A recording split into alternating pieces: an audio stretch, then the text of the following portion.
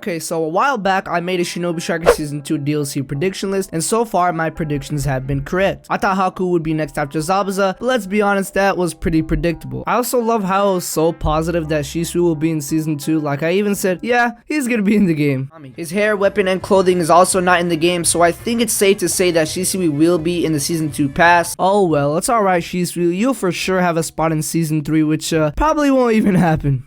Looking back on my list, my opinions have definitely changed, especially because now we actually have some evidence of what the next DLC can be, thanks to Sergio-M3, who data-mined the game in the hopes of finding the next characters, but instead was left with a bunch of them, so he broke it down to this set of characters: Zabuza, Tenten, Tamari, Killer Bee, Neji, Guy, Mei, Ohnoki, and Haku. But when it comes to two of the characters, I had to disagree with him. Those are Tenten, and I know a lot of people are gonna hate me for saying this, but Neji. Personally, I don't have a problem with him being in the game, but if you really look at it, there's not much you can do with him. 8 Trigon's rotation is already a jutsu, and so is Air Palm. They could do different variations of those jutsu along with the 64 palm technique for his ultimate, but nobody likes copy and paste jutsu. Madara. And for the other one, Tenten, well, I really don't have to explain that one. Don't get me wrong, I think her jutsu would be pretty interesting, but out of all the characters in Naruto, you really think they're gonna go with the one with less screen time than Shizune's pig?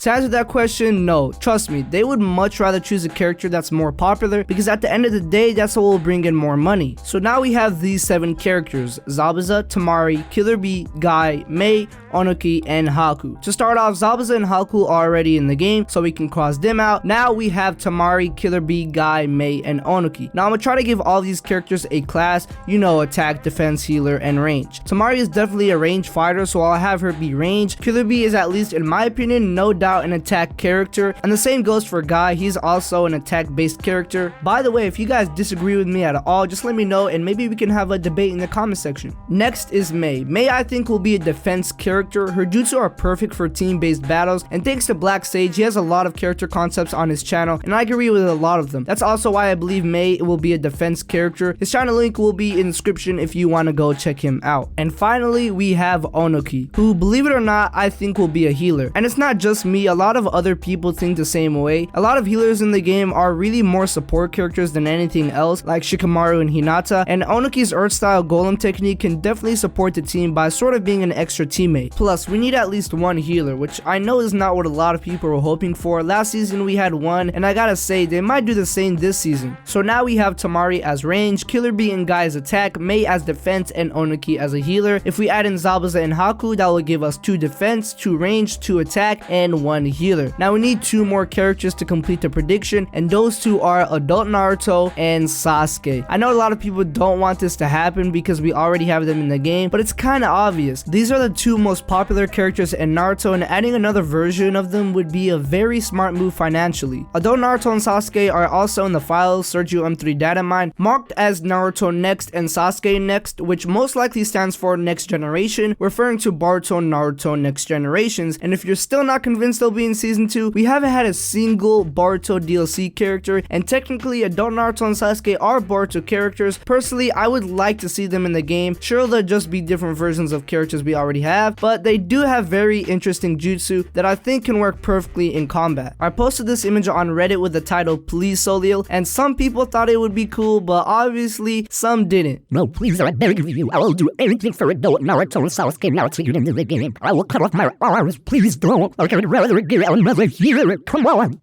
Now for the classes, I think it's safe to keep them the same as their young versions, Naruto being attack and Sasuke being range. So this is my prediction for the rest of Shinobi Striker Season 2 DLC. Now remember, this list is not exactly what I would like to see, but it's more of what I think is most likely to happen. I mean, to be honest, I don't really have a big deal with this list other than there's only one healer, but other than that, I personally wouldn't have a problem with this being the rest of Season 2. But what I'm not fine with is the possibility of us not getting a map for the entirety of Season 2. Please, Solio, just one map. Anyways, let me know what you guys think about this list in the comments below. Would you like to see Adult Naruto and Sasuke in Season 2, or would you rather want new characters instead? Do you think my list is good or complete garbage? Other than that, like the video if you liked the video, subscribe with notifications on if you're new, follow me on Twitter if you haven't already, and as always, Pervy Sage out. Peace!